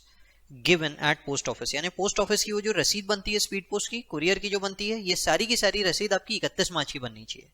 यानी 31 मार्च 2000, मैंने यहाँ 15 लिख दिया, सॉरी, 2025 के पहले की डेट है। जब तक 31 मार्च 2025 के पहले की डेट है तब तक के कोई दिक्कत वाली बात नहीं है। मान लिया जाएगा कि it had been issued before 31 March. अब आपको सर्व कभी भी हो, आपको सर्व कभी भी हो। इशू करना इसका मतलब ये नहीं कि उसके ऊपर तारीख क्या लिखी है। इशू का मतलब ये है कि ये स्पीड पोस्ट वाले को दे दी गई थी, रसीद के ऊपर वो डेट रहनी चाहिए, या फिर कुरियर वाले को दे दी गई थी। जो भी मोड्स है वो इलेक्ट्रॉनिक मोड अगर आप बोलेंगे तो मेल आ जाना चाहिए 31 मार्च को। क्लियर? अगर ऐसा नहीं है तो फिर ये नोटिस इनवैलिड हो जाएगा, यानी आपका असेसमेंट नहीं हो सकता। क्लियर है यहां तक के? आपको रिटर्न फाइल करने की जरूरत ही नहीं है, ये इनवैलिड हो जाएगा। But as I told you, invalid हो गया फिर भी आपने रिटर्न फाइल कर दिया। हम 292B में चले जाएंगे। 292B पर इस पूरी कहानी में एक छोटा सा और पॉइंट आएगा, वो पॉइंट की भी मैं आप लोगों को बताऊंगा। ठीक है, 292B में कब जा सकता हूं कब नहीं जा सकता हूं वो वाली कहानी भी समझाऊंगा। ये टाइम लिमिट और 2 साल से बढ़ जाता है अगर इनकम एस्केपिंग असेसमेंट 1 लाख से ज्यादा है। 1 लाख या 1 लाख से ज्यादा है। Income escaping assessment has escaped और is likely reason to believe ये है कि 1 लाख के ऊपर का इनकम एस्केप हुआ है। पर जब फाइनली असेसमेंट खत्म हुआ ना 147 में, तो पता चला कि सिर्फ 70,000 की इनकम एस्केप हुई थी। रीजन टू बिलीव में रिकॉर्डेड है ना कि 1 लाख के ऊपर की इनकम लाइकली टू एस्केप है, लाइकली टू एस्केप, तो वो भी कंसिडर किया जाएगा। तो ऐसे में हम उस पीरियड को 4 साल की जगह 6 साल कर देंगे, यानी हमने 2 साल से और बढ़ा दिया, हमने 2 साल से और बढ़ा दिया। यानी अब 31 मार्च 2027 तक के आपको नोटिस इशू किया जा सकता है। समझ में है? ठीक है। आप बोलोगे सर फिर क्या मतलब है? इसका मतलब तो यही है कि 2027 रहेगा, हर बार असेसिंग ऑफिसर हमको नोटिस इशू कर देगा, कि भाई इनकम एस्केपिंग असेसमेंट मेरे हिसाब से 1 लाख से ज्यादा है। अरे बॉस, उसको आपको रीजन टू बिलीव देना पड़ेगा, वो रीजन टू बिलीव जिसके बेसिस पे उसे लगता है कि income escaping assessment is more than 1 lakh rupees.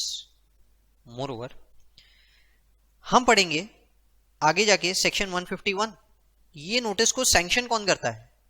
ये नोटिस को सैंक्शन करना है अप टू 4 इयर्स तक के जॉइंट कमिश्नर करता है। Any officer below the rank of JC can issue the notice, but the competent authority who is to be satisfied with the reasons, कि वो जो रीजन टू बिलीव जो record कर रहा है ना, उसे करने वाला, एक्सेप्ट करने वाला जॉइंट कमिश्नर होता है। और अब और 2 साल आपको बढ़ाना है ना आफ्टर 4 इयर्स वाला, तो इसके लिए प्रिंसिपल कमिश्नर या चीफ कमिश्नर या principal chief commissioner principal commissioner commissioner of income tax की परमिशन लेनी पड़ेगी। समझ में आ रहा है? CIT chief principal commissioner of income tax, इनमें से किसी एक जन की परमिशन लेनी पड़ेगी। इतना आसान नहीं है। अप टू 4 इयर्स जेसी एक तरह से नोटिस ऑर्डर करता है, मैं ऐसा बोल सकता हूं, और beyond 4 years principal commissioner as the case में बी फिट। क्लियर है यहां तक के? तो भाई ये लोग ऐसे ही किसी को भी थोड़ी ना नोटिस इशू कर देंगे, यानी असेसिंग ऑफिसर के हाथ में आप देखिए पावर बहुत रेस्ट्रिक्टेड रखा गया है। 143(2) कास 142 में 144 में वो बेस्ट जजमेंट असेसमेंट करेगा, तो कोई ऐसी ही थोड़ी किसी का भी मुंह उठा के बेस्ट जजमेंट असेसमेंट कर देगा, ऐसा नहीं करेगा। जहां पे रिटर्न आपने नहीं फाइल किया है या फिर आपसे बुक्स ऑफ अकाउंट्स कॉल किए गए थे, आपने नहीं प्रोवाइड किए, ये 2 केसेस में वो आपका बेस्ट जजमेंट असेसमेंट कर सकता है। ऐसे किसी का भी, और सोचिए देखिए छोटे मोटे लोग रिटर्न फाइल नहीं करते होंगे, जो बहुत बड़े लोग हैं जानबूझ के रिटर्न फाइल नहीं करेंगे, ऐसा नहीं होगा। ठीक है, आप पॉइंट समझ रहे हैं मेरा? हमने 147 में भी देख लिया अब कि यहाँ पे भी पावर्स रिस्ट्रिक्ट कर दिए गए हैं। कहीं ना कहीं जॉइंट कमिश्नर, चीफ कमिश्नर्स, ये सारे के सारे लोग इन्वॉल्व रहते हैं। तो ऐसे किसी को भी नोटिस इशू कर देगा आप अगर बोलोगे ना, तो ऐसा नहीं होता। अगर आपके एसेट्स आउटसाइड इंडिया है, और ये एस्केप हो गया असेसमेंट, हम इस पीरियड को 16 साल बोलेंगे। 16 years from the end of assessment year. 16 years from the end of assessment year. Assessment year ध्यान में रखिए, एग्जाम में आपको क्वेश्चन में वो बोलेगा कि 2004-2005 प्रीवियस ईयर में आउटसाइड इंडिया एसेट रह गया था, बताइए ये असेस हो सकता है या नहीं हो सकता है करंट ईयर में। तो अब आप बोल रहे हैं यहां पे हम असेसमेंट ईयर 2005-2006 की बात कर रहे हैं, मैं इसमें 16 साल ऐड कर देता हूं, तो हम बात कर रहे हैं ईयर डेटेड 31 मार्च 2022। आप समझ रहे हैं? 31 मार्च 2022। ठीक है, तो 31 मार्च 2022 तक हम कर सकते हैं। तो 16 साल एंड ऑफ असेसमेंट ईयर से ऐड होता है, क्लियर है यहां तक के? चलिए कुछ केसेस देखते हैं। 2004-2005 previous year income escaping assessment, मैं काम करता हूं यहां पे लिख देता हूं इनकम एस्केपिंग असेसमेंट है 5 लाख। नोटिस 148 का कब तक के दे सकते हैं? अंडर सेक्शन 149 नोटिस इशू हो रहा है, तो this is previous year. Assessment year है 5-6, 6-7, 7-8, 8-9, 9-10, 10-11, 11-12, 31 मार्च 2012 तक दिया जा सकता है। ठीक है, अगर ये इनकम सिर्फ 50,000 होगी तो यही डेट हो जाएगी 31 मार्च 2010। ओके, मैं एक काम करता हूं, इसे 14-15 कर देता हूं। 14-15, तो 14-15 में आप लोगों को प्रेजेंट डेट से वैलिडिटी आ जाएगी। 14-15 यानी असेसमेंट ईयर 15-16, 16-17, 17-18, 18-19, 19-20, 20-21, 21-22, 2022, और वहीं पे इस केस में ये डेट हो जाएगी 2020। क्लियर है? मतलब अगर मैं प्रीवियस ईयर 13-14 की बात करूं, तो इस साल की अगर मैं बात करूं तो इस साल ऑर्डर इशू ही नहीं हो सकता अगर income escaping assessment less than 1 lakh, otherwise issue हो सकता है। क्लियर है यहां तक के? चलिए, ये सेक्शंस में आपको सिर्फ रिटर्न फाइल करने बोला गया, ये ध्यान में रखिए, असेसमेंट नहीं हो सकता। 148 आपको क्या बोल रहा है? हाँ, 148 आपको बोल रहा है आप रिटर्न फाइल कीजिए। ठीक है, चलिए, अगर इस दौरान आपका असेसमेंट शुरू हो गया, असेसमेंट अंडर सेक्शन 147 शुरू हो गया, अब एक इनकम जो कि आपने ढूंढी इनकम, जो कि आपने ढूंढी, जो असेसमेंट एस्केप हो गई है, वो है 5 लाख फॉर द ईयर 14-15। इसके अलावा आपने और 50,000 रुपए ढूंढ लिए फॉर द ईयर 14-15। इसके अलावा आपने 1 लाख और ढूंढा फॉर द ईयर 13-14। 1,50,000 रुपए ले लीजिए। इसके अलावा आपने ढूंढा 60,000 रुपए और असेसमेंट के दौरान आपको ये सब चीजें पता चली। असेसमेंट के दौरान आपको ये सारी की सारी चीजें पता चली। इसके अलावा और 50,000 रुपए आपने ढूंढा, जो कि इनकम थी 12-13 की। मैं कौन कौन सी इनकम असेस कर सकता हूं? 14-15, 14-15। जो इनकम एस्केप हो गई असेसमेंट पर, वो इस असेसमेंट ईयर की नहीं है, मतलब मैंने नोटिस दिया ही नहीं है इस असेसमेंट ईयर का, मैंने जिस असेसमेंट ईयर का नोटिस दिया ही नहीं है वो उसका इनकम एस्केप हो गई, ये मैं असेस नहीं कर सकता। ये मैं असेस नहीं कर सकता। इसे असेस करने के लिए मुझे आपको फ्रेश नोटिस देना पड़ेगा। इसे असेस करने के लिए मुझे आपको फ्रेश नोटिस देना पड़ेगा। अब 1.5 लाख रुपए, 13-14, 13-14, ये सब मैं यहां पे फाइनेंशियल ईयर्स लिख देता हूं आपके लिए, ठीक है। 13-14 मैंने 14-15 असेसमेंट ईयर, 14-15, 15-16, 16-17, 17-18, 18-19, 19-20, 20-21, टाइम बचा है। फ्रेश नोटिस दे सकता हूं। Fresh notice under section 148। यहां 60,000 रुपए 13-14 असेसमेंट ईयर। असेसमेंट ईयर की अगर मैं बात करूं तो असेसमेंट ईयर 14-15, 15-16, 16-17, 17-18, 18-19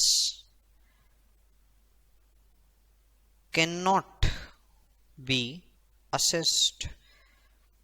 फ्रेश नोटिस भी नहीं दे सकते, यहां भी असेस नहीं कर सकते। ये इनकम तो हो गई है एस्केप, अब इसको तो भूल जाओ, इसको भूल जाओ, इसको आप नहीं देख सकते।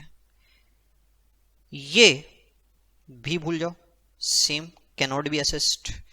ये एग्जांपल लिख के रखिए, ठीक है, ये एग्जांपल को लिख के रखिए।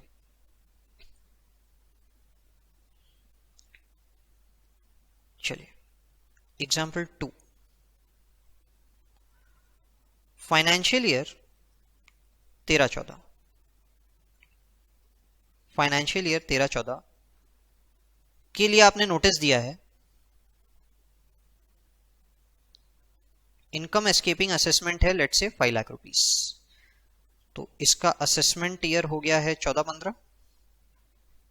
6 साल की अगर मैं बात करूं तो 15-16, 16-17, 17-18, 18-19, 19-20, 20-21, 6 साल। 31 मार्च 2021 तक के आप 148 फिल करने के लिए बोल सकते हो। तो इनकम एस्केपिंग असेसमेंट है, आपने रिटर्न फाइल किया। अब यहां पे आपका इनकम असेस हो रहा है अंडर सेक्शन 147। 147 में 5 लाख का असेसमेंट हुआ, 5 लाख का असेसमेंट हुआ। सपोज असेसमेंट कंप्लीट हो गया, असेसमेंट कंप्लीट हो गया 30 अप्रैल 2021, 30 अप्रैल 2021 सपोज कीजिए, after completion of assessment, after completion of assessment आपने फर्दर इनकम एस्केपिंग असेसमेंट ढूंढा। इनकम एस्केपिंग असेसमेंट इसी साल की 50,000, फाइनेंशियल ईयर 13-14, 13-14। क्या मैं फ्रेश नोटिस दे सकता हूं? अब आप बोलोगे दो बातें आई इसमें, क्या मैं ये कंसिडर करूं कि इनकम एस्केपिंग असेसमेंट 5,50,000 है, या मैं ये कंसिडर करूं कि ये दोनों केस इंडिपेंडेंट है और 50,000 रुपए ही है? The second answer is correct. 50,000 और 5 लाख ये दोनों अलग अलग इंडिपेंडेंट केसेस हो जाएंगे। 50,000 के केस में अब मुझे वापस से देखना पड़ेगा 13-14 से। देखो असेसमेंट कंप्लीट होने के बाद बोल रहा हूं मैं, असेसमेंट कंप्लीट लिखा है मैंने यहाँ पे, ये बात ध्यान रखिए। उसके बाद में उसी साल की कोई और इनकम एस्केपिंग असेसमेंट भी पता चला। 13-14, 14-15, 15-16, फाइनेंशियल ईयर 13-14, 14-15 गया, 15-16, 16-17, 17-18, 18-19 खत्म। Can not B assessed, can not B assessed. ये वाला एग्जांपल भी लिख लीजिए पूरा पूरा प्लीज। मैं आपको टाइम लिमिट का कॉन्सेप्ट समझा रहा हूं यहाँ पे, टाइम लिमिट का कॉन्सेप्ट समझा रहा हूँ। कॉन्सेप्ट में जब भी आपको कोई नोटिस इशू किया जाता है ना, तो नोटिस जिस फाइनेंशियल ईयर के लिए इशू किया जाता है, उस फाइनेंशियल ईयर की कोई और इनकम अगर एस्केप होगी है तो वो भी ऐड हो सकती है 147 में, दूसरे फाइनेंशियल ईयर की नहीं हो सकती। ठीक है, चलिए फाइनेंशियल ईयर 2004-2005 फॉरेन एसेट मिला 10 लाख रुपए का। इसका असेसमेंट ईयर होना चाहिए था 2005-2006, इसमें आप 16 साल ऐड कर दीजिए। 31 मार्च 2022 तक के नोटिस इशू हो सकता था। अंडर सेक्शन 147 की अगर मैं बात करूं, कौन से सेक्शन की बात कर रहा हूं? 147। असेसमेंट शुरू हुआ, असेसमेंट के दौरान इंडिया के भी एसेट्स मिले 2004-2005 फाइनेंशियल ईयर के 5 लाख, 2004-2005 फाइनेंशियल ईयर के 50,000, 2005-2006 फाइनेंशियल ईयर के 1 लाख, 2015-2016 फाइनेंशियल ईयर के 6 लाख और 2014-2015 या 13-14 फाइनेंशियल ईयर के 50,000। समझ में आ रहा है? ये तो 10 लाख रुपए असेस होंगे ही होंगे, ये भी असेस हो जाएंगे, ये भी असेस हो जाएंगे, क्योंकि सेम फाइनेंशियल ईयर के अलाउड। ये नहीं हो सकते क्योंकि दूसरा फाइनेंशियल ईयर है। ऊपर से आप कोई फ्रेश नोटिस भी नहीं दे सकते क्योंकि टाइम लिमिट खत्म हो गई। यहां 15-16 की बात हो रही है, 15-16 यानी 16-17 असेसमेंट ईयर, 17-18, 18-19, 19-20, 20-21 वगैरह वगैरह वगैरह फ्रेश नोटिस इशू हो जाएगा, कोई दिक्कत वाली बात नहीं है। यहां 13-14 की बात हो रही है, यानी 14-15, 14-15 के बाद 15-16, 16-17, 17-18, 18-19, नो फ्रेश नोटिस। समझ गए? कौन कौन सी इनकम असेस हो सकती है वो समझ लीजिए। भले इंडिया के एसेट्स ढूंढे आपने, वो भी असेस हो जाएंगे, यहाँ पे वो भी असेस हो जाएंगे। क्लियर है? अब ऐसे में कई बार मुझे स्टूडेंट्स बोलते हैं, ठीक है ना सर, पूरे 16 साल के नोटिस इशू करने दो। असेसिंग ऑफिसर क्या करेगा? फॉरेन एसेट ढूंढ लिया ना, पूरे 16 साल के नोटिस इशू कर देगा। अरे बाबा, वैलिड ही नहीं रहेंगे। योर रीजन टू बिलीव आपको बताना पड़ेगा कि क्यों पूरे 16 साल। रीजन टू बिलीव कहां गया आपका? रीजन टू बिलीव की तो कहानी खा गया आप पूरी की पूरी। जब तक रीजन टू बिलीव नहीं देगा, 4-5 का रीजन टू बिलीव है आपके पास, 5-6 का नहीं है, नोटिस इनवैलिड, 6-7 इनवैलिड, 7-8 इनवैलिड, हर एक साल का अलग अलग नोटिस देना पड़ता है। आपके सारे के सारे आगे के नोटिस ही इनवैलिड है, ऐसा नहीं हो सकता, ऐसा पॉसिबल ही नहीं है। क्लियर है यहां तक के?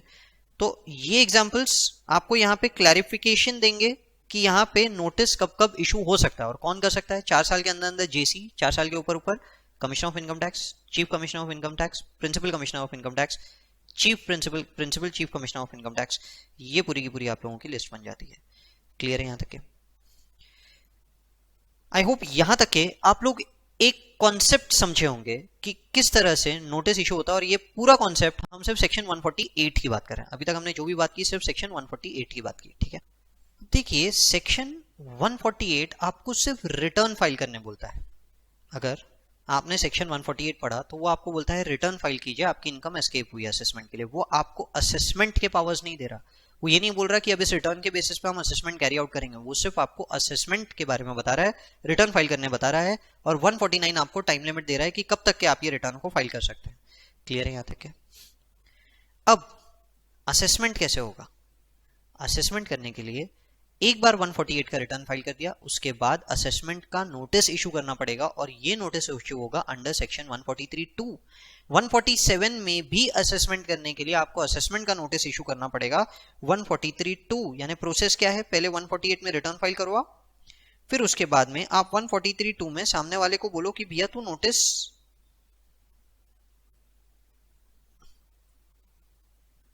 इशू कर। 143 cannot be issued after 6 months from the end of the financial year in which the return of income is furnished। जिस साल रिटर्न फर्निश की गई उससे 6 महीने के अंदर अंदर। अब आप समझिए कि हम बात करते हैं of financial year 14-15, financial year 14-15, assessment year 15-16, assessment year 15-16 जिसकी इनकम जो एस्केप हुई है असेसमेंट वो है लेट से 70,000 रुपीज। 16-17, 15-16, 16-17, 17-18, 18-19, 19-20 आपके पास नोटिस इशू करने का टाइम है 31 मार्च 2020 तक का, ठीक है। यानी आप बोलोगे भैया 148 में रिटर्न फाइल कर, आपने 31 मार्च 2020 में नोटिस इशू किया, 148 में उसने रिटर्न फाइल किया, उसने रिटर्न फाइल किया है इन फाइनेंशियल ईयर 2021।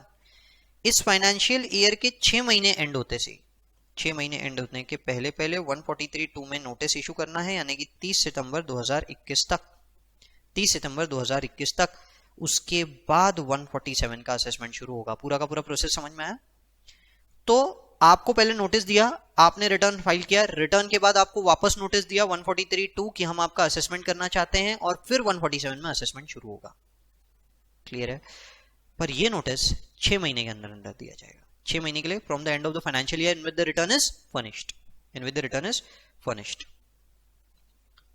सपोज कीजिए, अच्छा दोनों में डिफरेंस ध्यान रखिए, यहां पे जो डेट दी गई है ये इशू की दी गई है, और यहां पे जो डेट दी गई है ये सर्व की दी गई है। 31 मार्च 2020 के पहले नोटिस इशू हो जाना चाहिए, सर्व आपको कभी भी हो। रिटर्न आपको 143(2) का नोटिस सर्व हो जाना चाहिए 30 सितंबर 2021 के पहले। क्लियर है? यहां तक पूरी की पूरी डेट्स की कहानी समझ गए होंगे, आई होप। ठीक है, अब एक बात ध्यान रखिए, अगर आपको नोटिस 30 सितंबर 2021 के बाद आया तो इनवैलिड, 147 में आपका असेसमेंट नहीं हो सकता। समझ में आया? आप बच के बाहर निकल गए इस इनकम के लिए, ये इनकम का असेसमेंट ही नहीं होगा, बहुत अच्छी बात है। बट गलती से आपने प्रोसीडिंग अटेंड कर ली, आपने गलती से प्रोसीडिंग अटेंड कर ली, वैलिड हो गया। हमने पढ़ा था section 292BB, 292BB, assessee would be precluded from raising any objection in the proceedings or inquiry. Notice was served upon him or was not served in time or was served in improper manner if he has appeared in the proceedings or cooperated in the inquiry. Cooperated in the inquiry, आप cooperate कर लीजिए, आप proceeding attend कर लीजिए, अब आपकी proceeding invalid नहीं हो सकती, अब आपकी जो proceeding है वो valid है।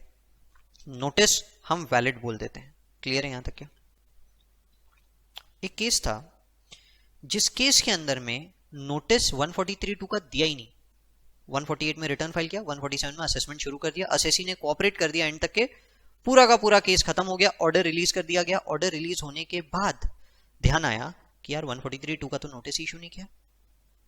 असेसी ने कोर्ट केस कर दिया कि ऑर्डर इनवैलिड है। उन्होंने बोला आपने तो कोऑपरेट किया, आपने पूरी की पूरी प्रोसीडिंग में कोऑपरेट किया, 292BB लगाते हैं हम। असेसिंग ऑफिसर ने बोला 292BB लगाएंगे। उसने कहा भैया 292BB पढ़ो तो सही। 292BB बोलता है कि अगर आपने हमें नोटिस दिया और नोटिस डिले हो गया और हमने अटेंड कर लिया तो वैलिड हो गई है पूरी की पूरी प्रोसीडिंग। आपने नोटिस दिया ही नहीं, अरे तो जो पहली चीज थी कि आपका असेसमेंट होगा वही इनवैलिड है, वॉइड हैव बीन इश्यू है। आपने नोटिस ही नहीं दिया, अरे पर नोटिस तो देते, आप यहीं बेस में ही गड़बड़ कर रहे हो, असेसमेंट हो ही नहीं सकता, तो मेरे कोऑपरेशन से कोई फर्क ही नहीं पड़ता। क्लियर है? ये बात उन्होंने क्लैरिफाई की। तो हमें दो बातें ध्यान में रखनी है। एक, if notice under section 143(2) not issued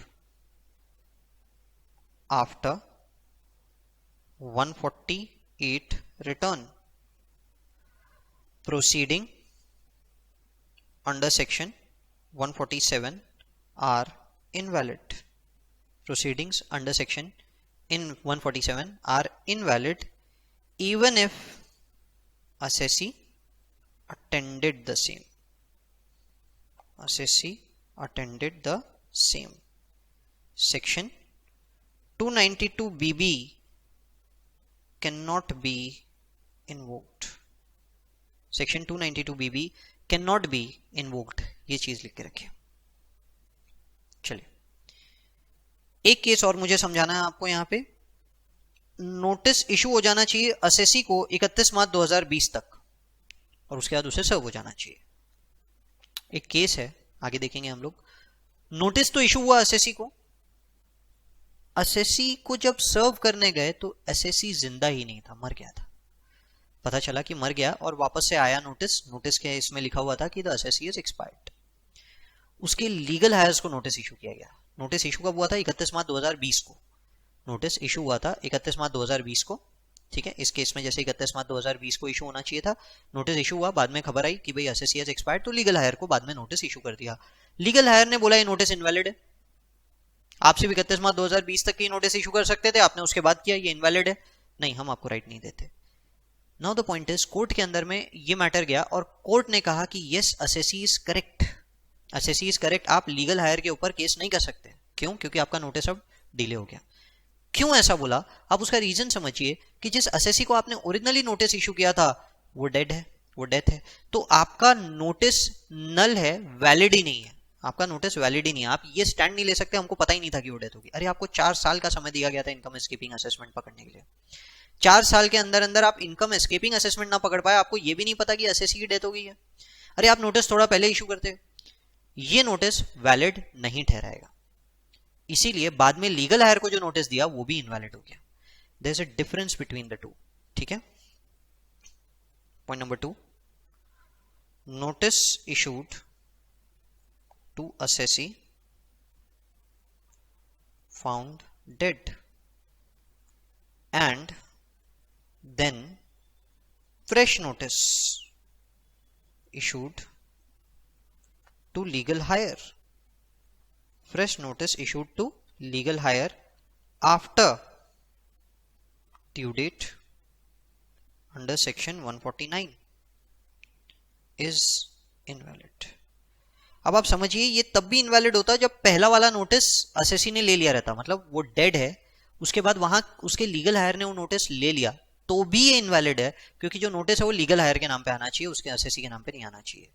जो डेड है उसके ऊपर असेसमेंट हो ही नहीं सकता, तो नोटिस ही इनवैलिड है, नोटिस लीगल हायर के नाम पे आना चाहिए। तो इट डज नॉट मैटर कि नोटिस सामने वाले ने लिया था कि नहीं लिया था, लेने के बाद रिप्लाई कर दिया that the assessee is dead, फिर उसके बाद में आपने फ्रेश नोटिस लीगल हायर को दिया, invalid, invalid, same standing, clear है।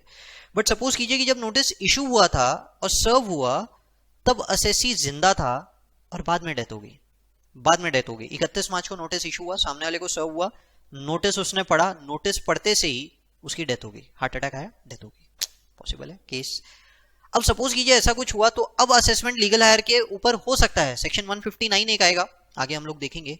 159 आपको ये पावर देता है कि अगर नोटिस इशू हो चुका है तो उसके बाद प्रोसीडिंग्स लीगल हायर के साथ में आगे बढ़ सकती है, but maximum to the extent of estate receive by legal heir, to the extent of estate receive by legal heir. अब वो एस्टेट लीगल हायर ने बेच दिया, कुछ भी किया, उसके पास वो पैसे रहे नहीं रहे, does not matter, till the two the extent उसके पास एस्टेट है, हम इतना उसके ऊपर प्रोसीडिंग कर सकते हैं। बट नोटिस इशू हो जाना, सर्व हो जाना चाहिए, नोटिस सर्व हो जाना चाहिए। डेथ होगी तो उसके बाद में मत बोलिए प्लीज, ठीक है, क्लियर है यहां तक के? तो यहां तक के हम कुछ बेसिक मैटर्स देख रहे हैं। मैंने आपको बताया कि नोटिस कब तक इशू हो सकता है, आप इन शॉर्ट बस 6 साल याद ध्यान रखिए, 4 साल, 1 लाख के ऊपर 6 साल, फॉरेन एसेट है 16 साल, पर ये सब असेसमेंट ईयर एंड होने के बाद, रेलिवेंट असेसमेंट ईयर एंड होने के बाद 4 साल तक का नोटिस जेसी इशू कर सकता है। 4 साल के ऊपर वाले जितने भी नोटिस है वो इशू करते समय आपको principal commissioner, chief commissioner, principal chief commissioner या कमिश्नर किसी एक से परमिशन लेनी पड़ेगी। क्लियर है यहां तक क्या? आपने नोटिस जिस फाइनेंशियल ईयर का इशू किया है, इनकम एस्केपिंग असेसमेंट से उस फाइनेंशियल ईयर की देखी जा सकती है। अगर वो इनकम आपने पकड़ी है रीजन टू बिलीव में, वो भी जो असेसमेंट के दौरान आपको पकड़ में आई वो भी, और सिर्फ उस असेसमेंट ईयर की। दूसरे असेसमेंट ईयर्स के लिए आपको फ्रेश नोटिस देना पड़ेगा। अगर वो टाइम बाउंड है फ्रेश नोटिस, आप कुछ नहीं कर सकते, विद इन टाइम लिमिट है तो आप कर सकते हैं, आप उसके ऊपर एक्शन ले सकते हैं। तो ये सारे के सारे मैंने आपको कुछ बेसिक एग्जांपल्स बताए, ऑल रिलेटेड टू सेक्शन 149, ठीक है, क्लियर है यहां तक के? चलिए, ये हमारा इस पूरी की पूरी कहानी का रिलेटेड टू 147 टू 149 बेस बनता है।